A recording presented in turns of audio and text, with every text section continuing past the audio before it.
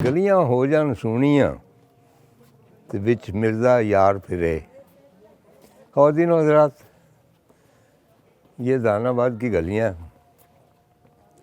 جہاں صاحبہ نے خواہش کی تھی کہ یہ ویران ہو جائیں اور یہاں مرزا یار پھرے،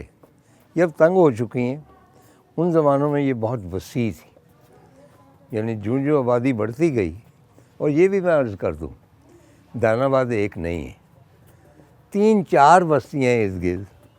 وہ جہان آباد کہلاتی، لیکن مرزے کا جہان آباد جو ہے وہ یہ جہان آباد۔ اس کے علاوہ اس کے نزدیک ایک نالہ ہے، نالہ کہہ رہے کہ سٹریم، اس کا نام ہے ڈیک۔ نالہ ڈیک جو تھا وزیر آباد کے قریب، میں نہایا ہوا ہوں اس میں، ایک زمانے میں اس میں مچھلیاں لوگ پکڑتے تھے۔ وہ سیدھا سنو کی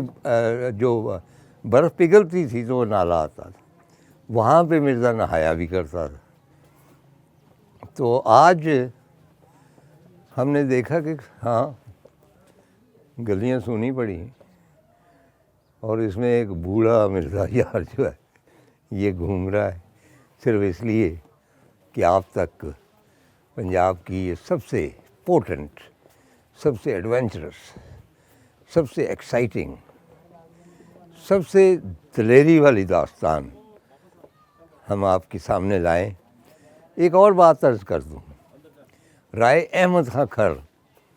مرزا بھی کھرل تھا، رائے احمد خاں کھرل بھی تھا، تو شجاعت دونوں میں، کیونکہ وہ جنگ آزادی کا ہیرو تھا،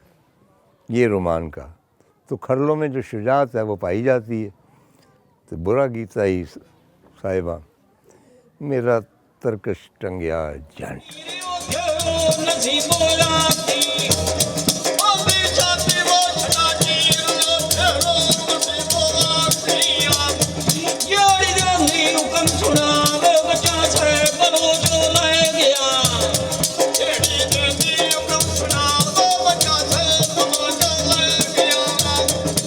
اچھا، جب مرزا جو ہے صحابہ کو ملنے جاتا ہے، اپنی گھوڑی پہ بیٹھتا ہے، تو یہ ایک کنٹینیوٹی ہے کہ چڑھ دے مرزے خان نو، کہ 3-4 کنٹینیوٹی ہیں کہ چڑھ دے مرزے خان نو، یعنی گھوڑی پہ سوار ہوتے مرزے کو کس نے کیا کہا۔ اس کی ماں نے کہا کہ چڑھ دے مرزے خان نو، ماں کرے فریاد، کھیوے ٹریاں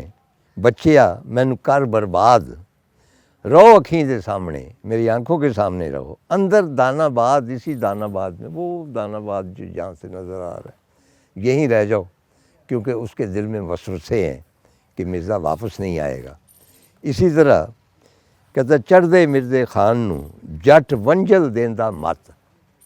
ونجل اس کے باپ کا نام، وہ گھوڑی پہ سوار ہوتے اس کو سمجھاتا ہے، اور یہ بڑی کمال کی لائن ہے ایک، چڑھ دے مرزے خان نو، جٹ ونجل دیندا مت، پٹھ رنا دی دوستی، کھری جنہ دی مت، کہ یہ جو عورتیں ہوتی ہیں ان کی دوستی کو چھوڑو تم، ان کی جو عقل ہے نا یہ ان کے کھروں میں ہوتی ہے، پاؤں میں ہوتی ہے، یہ سوچ نہیں سکتی، اور کہتی ہے کہ ہنس کے لاون یاریاں تے رو کے دیندیاں 10،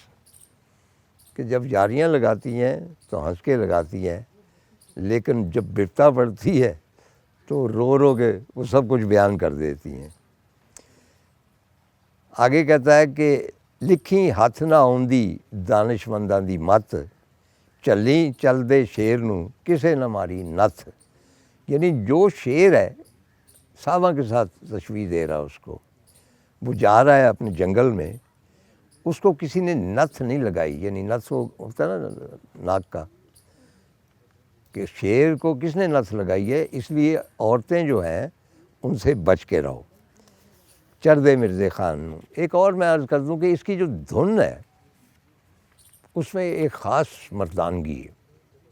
یعنی جو ہے ہیر رانجھا کی دھن اس میں ایک سافٹنس ہے، ایک مدر موسیقی، لیکن مرزا صاحبہ کی جو آپ دیکھیں گے یا دیکھ رہے ہوں گے جو دھن ہے اس میں طبلے کی تھاپ بلند ہے، اور بلند آہنگ میں گایا جاتا ہے، اور بیشتر جو شاعری بعد میں بھی کی گئی اسی آہنگ میں کی گئی۔ مثلاً میں اگر آپ غور سے امرتا پریتم کا جو بہت کمال کا ہے، اج آکھاں بادشاہ نوں اٹھ کبرائیں چ بول تے کتاب عشق دا اگلا ورقہ پھول، یہ اسی دھن میں لکھی گئی. اج آکھاں بادشاہ نوں